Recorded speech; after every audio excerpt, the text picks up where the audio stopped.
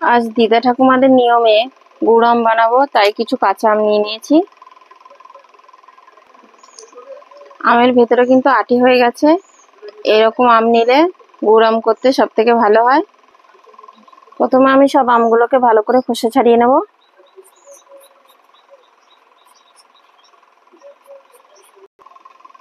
আমগুলো কিন্তু ভেতরে আটি হয়ে গেছে, কাটতে একটু শক্ত লাগছে, তাই সাবধানে কাটতে হবে।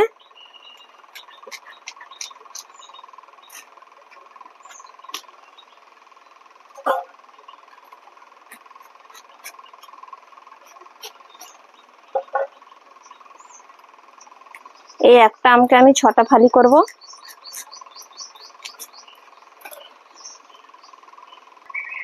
ভেতরে আমের কুইগুলো ফেলে দেবো।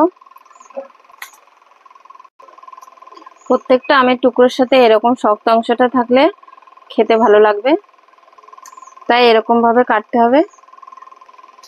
একে একে সমস্ত আম আমি একই রকম ভাবে কেটে নিয়েছি। এবার আমি আমটাকে ভালো করে ধুয়ে অন্য একটা পাত্রে তুলে নেব।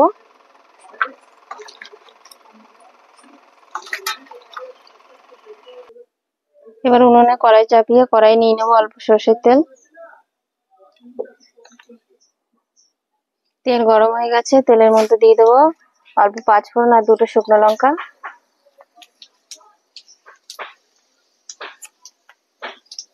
ফোড়নটা একটু ভাজা হয়ে গেলে দিয়ে দেবো কেটে নেওয়া আমটা।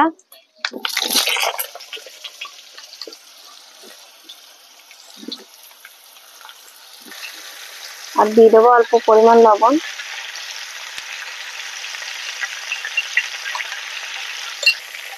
দেবো অল্প হলুদ। এবার ভালো করে নেড়ে চেড়ে আমটাকে আমি কষাবো।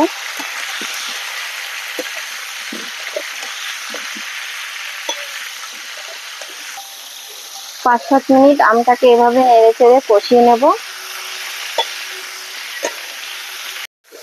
এই গুড় আম দেখলে ছোটবেলাকার কথা মনে পড়ে যায়। এইভাবে মা ঠাকুমাদের বানিয়ে রাখা গুড় আম মাঝে মাঝে বের করে খেতে দারুণ মজা লাগতো।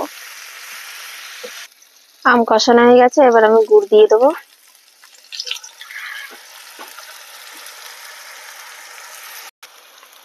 আমি এখানে আখের গুড় নিয়েছি, আপনারা চিনি দিয়েও করতে পারেন, তবে এটা গুড় দিয়ে বেশি ভালো লাগে। এই সময় উনুনের আঁচটা কিন্তু মিডিয়াম রাখতে হবে। এবার আমটাকে আমি যতক্ষণ না সেদ্ধ হচ্ছে ততক্ষণ রান্না করব এবং মাঝে মাঝে নেড়ে দেবো, তলায় যেন লেগে না যায়। এইভাবে একবার খুব সহজে গুড় আম বানিয়ে দেখবেন, খেতে খুব ভালো লাগবে। এবার ওপরে অল্প ভাজা মশলা দেব। গুড় আম হয়ে গেছে, এবার এটাকে নামিয়ে নেব।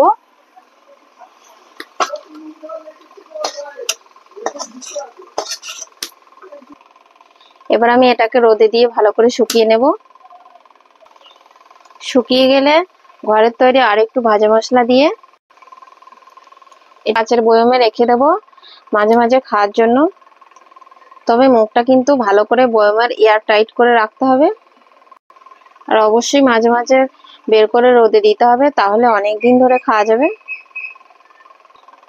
শুকিয়ে গেলে দেখুন ঠিক এরকম হয়ে যাবে। আমি ঘরে একটা ভাজা মশলা তৈরি করে নিয়েছি। এর মধ্যে দিয়েছি কয়েকটা তেজপাতা, মৌরি, 5 ফোড়ন, কয়েকটা শুকনো লঙ্কা ভেজে আমি এটাকে গুঁড়ো করে নিয়েছি। সঙ্গে অল্প গোটা ধনে আর জিরেও দিতে হবে। এই মশলাটাই আমি এবার ওপরে দিয়ে দেবো।